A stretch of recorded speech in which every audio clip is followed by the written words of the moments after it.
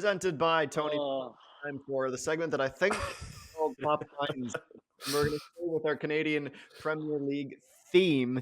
And let's start with Forge in Vancouver because that is the first game that will take place this weekend. The lines are as such, gentlemen. Forge heavy favorites. Minus 357, Vancouver plus 800. But, Gareth, I know you love a draw. And the last time Vancouver was at Tim Hortons Field, they made it miserable to play against. It ended 0-0. How are you leaning here? I think Forge is going to win this game, but at minus 357, not worth touching. I do have a bet for you. Both teams to score. Yes, at plus 102. Guero Diaz is being excellent. I think this Vancouver team will score in this game. I think Forge will just score more. So both teams to score at plus 102. Oliver Platt. Yeah, that's not a bad shout. I think Forge will win this one as well, but the odds are heavily stacked in their favor to a point where there's probably not value there. So wish I'd taken the time to look at a more interesting bet like Wheels has, but I didn't. So I'll go with his.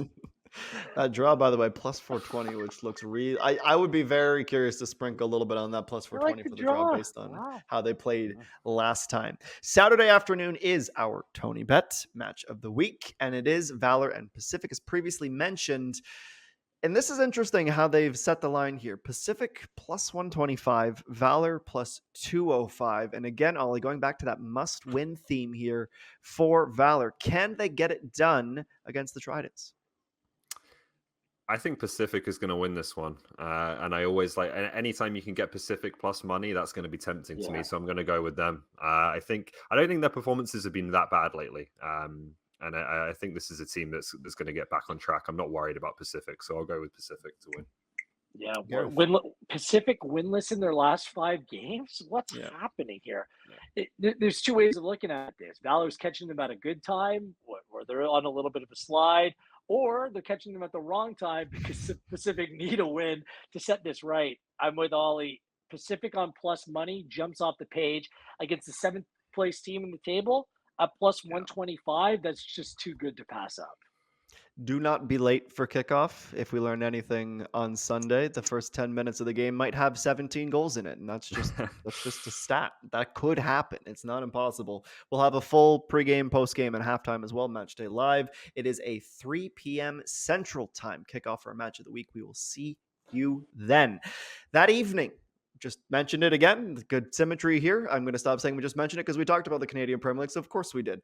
But it is Cavalry and Atletico Ottawa. Atletico Ottawa back at home. Oliver Platt, Atletico Ottawa. This is almost a split down the middle. Plus 165 for Atletico Ottawa. Cavalry plus 155. And the draw isn't too far away at 220. Yeah, this is a tough one because Atletico Ottawa has been much better at home. They have this reputation as an away team. It's not the case anymore. They've won 4 in a row at home. But Cavalry's been pretty good away as well. So it's a tough one to pick. I don't know that Atletico should be underdogs in this game, so I'm going to go with them. But this is a real coin flip, so maybe the draw's interesting. If there's a game that Tommy Wilden Jr. has circled on his calendar, it's this one right here. Because Atletico Ottawa beat Cavalry like every time. For fun. That needs to stop if you're Cavalry and their team's healthy, their team's fit, their team's firing. I think revenge is in the cards. And I'm going to pick Atletico Ottawa to be on the outside looking in terms of the playoff race. Cavalry need to win games like this. Cavalry plus 155, decent total there. That'll be my play. And a reminder, no Meyer Bevan in that match, a 2-match suspension for his fracas. It is Joe Mason time. Sergio Camargo, by the way, he got a goal in the goal-scoring bonanza. He overtook Cavalry's all-time leading scoring list. We'll see if that survives, but congratulations for the time being, Sergio Camargo. Our last line, our last game will be where we wrap the weekend up. York United playing on a Sunday once again, but this time, Gareth Wheeler, they're playing at home, and the Halifax Wanderers are back in town. The storylines are easy for us because Halifax is still looking for their first win on the road, and York United have not been a very good home side this season. The line has York United at plus 126, the Halifax Wanderers plus 205, and a draw basically the same, plus 215. How do you lean here? I think York United are short here in terms of their odds. Like, this team just doesn't get any respect I'll give him a little bit here. Halifax still working Morelli, still working Daniil Henry into the team. I'd be surprised if Henry starts on turf. Probably needs to work on his fitness just to get up to speed with the rest of this group.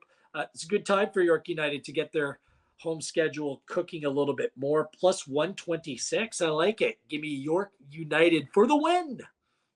Oliver Platt. Give me Halifax Wanderers at plus 205. They are going to get this road win. Again, I don't think the performances have maybe been as bad as the record indicates. Certainly, they've been growing in recent weeks. They're going to get their road win at some point, and I think York, with not the strongest home record, might be a decent place to do it.